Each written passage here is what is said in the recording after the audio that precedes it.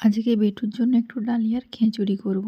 যে কারণে সমস্ত সবজিগুলোকে আগেই কেটে নিয়েছিলাম। তার মধ্যে ছিল পেঁপে, গাজর আর কিছুটা শাক। সেগুলোকে ধুয়ে নিচ্ছিলাম।